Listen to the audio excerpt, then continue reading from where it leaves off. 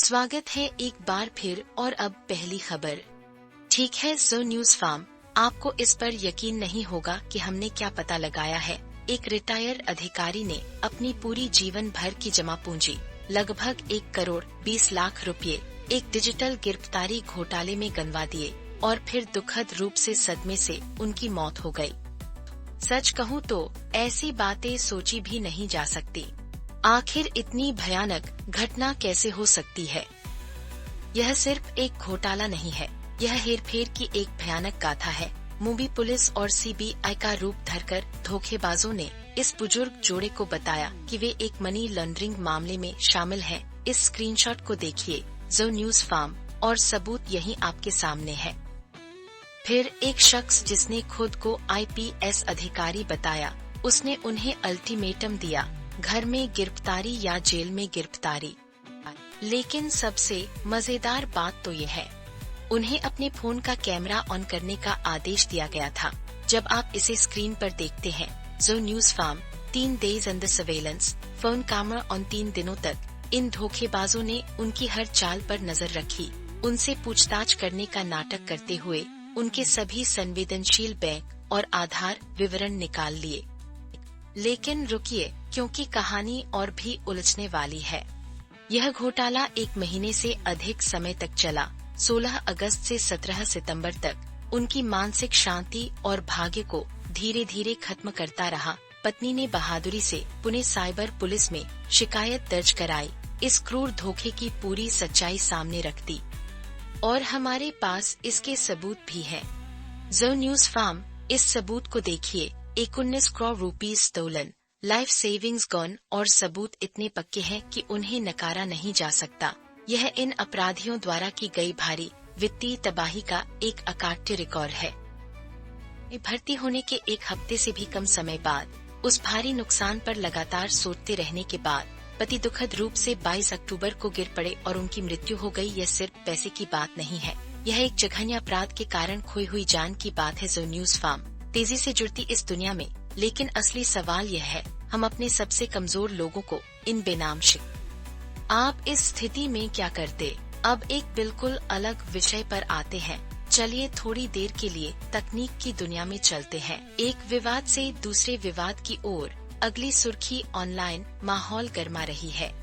ठीक है जो स्क्वाड, तो दोस्तों कमर कस लीजिए। स्विगी ने अभी अपने Q2 के नतीजे जारी किए हैं और जो हमने पाया है, इसे सुनिए, ये आपके होश उड़ा देगा। घाटा बढ़ा है, बहुत ज्यादा बढ़ा है। लेकिन रुकिए, ये आंकड़े एक गहरी कहानी बता रहे हैं। क्या यह एक समझदारी भरा कदम है या एक बहुत बड़ी गलती?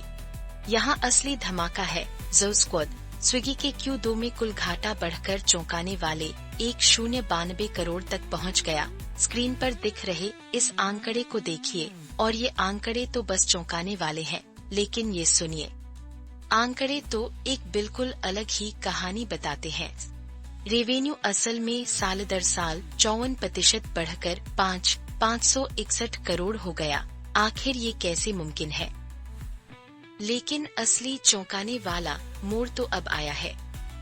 जबकि कुल घाटा बढ़ गया, स्विगी का क्विक कॉमर्स इंस्टामार्ट बिजनेस धमाका कर गया। हम बात कर रहे हैं साल दर साल 107.6% की ग्रोथ की। स्क्रीन पर इसे साफ साफ देखिए। इंस्टामार्ट 107.6% कव ग्रोथ और फूड डिलीवरी अभी भी 18% की स्थिर ग्रोथ। लाखों नए यूजर्स जुड़ रहे हैं। यह सिर्फ रेवेन्यू की बात नहीं है जो स्क्वाड, लेकिन असली खेल तो ये है। लेकिन रुकिए, क्योंकि कहानी और भी उलझने वाली है। बढ़ते घाटे के साथ स्विगी अब एक बहुत बड़े 10,000 करोड़ के फंडरेज पर विचार कर रहा है।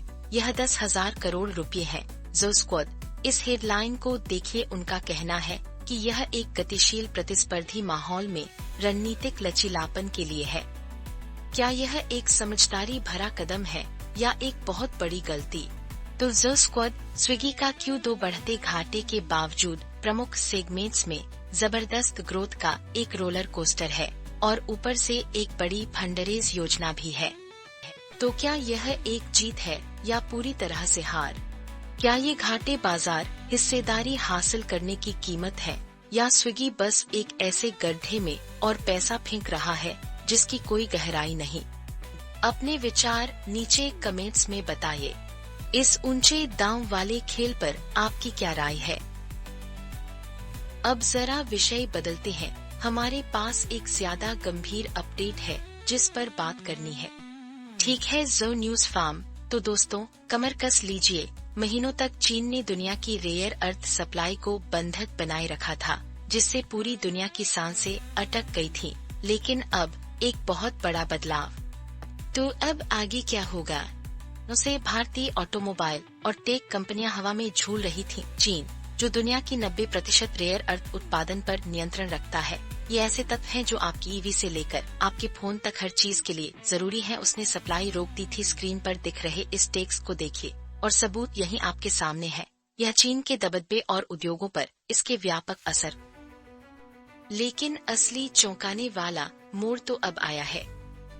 महीनों की गहन कूटनीतिक कोशिशों के बाद, जिसमें भारत के विदेश मंत्री का हस्तक्षेप भी शामिल था, 4 बड़ी भारतीय कंपनियों जे अशिन, द डायमंड इलेक्ट्रिक और कॉन्टिनेंटल एजी और हिताची अस्टीमो की भारतीय इकाइयों को आखिरकार मंजूरी मिल गई है। स्क्रीन पर आपको जरूरी विवरण दिख रहे हैं। यह भारत के ऑटो और इलेक्ट्रॉनिक्स सेक्टर के लिए एक बहुत बड़ी सफलता है।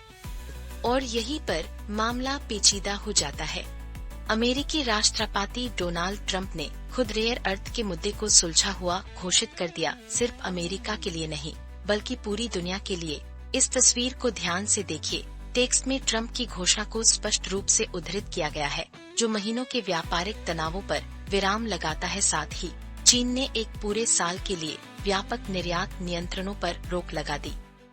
लेकिन रुकिए, क्योंकि कहानी और भी उलझने वाली है। हालांकि यह एक बड़ा कदम है, लेकिन 30 अन्य भारतीय आवेदन अभी भी लंबित है। और याद रखिए, चीन केवल उपभोक्ता अनुप्रयोगों के लिए मंजूरी दे रहा है, सैन्य उपयोग के लिए नहीं। क्या यह एक समझदारी भरा कदम है या एक बहुत बड़ी गलती? आखिर इसके पीछे का असली मकसद क्या है? क्या भारत आखिरकार इन महत्वपूर्ण संसाधनों के लिए चीन पर अपनी निर्भरता कम कर पाएगा? इस पर आपकी क्या राय है? फिलहाल के लिए इतना ही। आपसे फिर मुलाकात होगी कुछ और नई और दिलचस्प खबरों के साथ।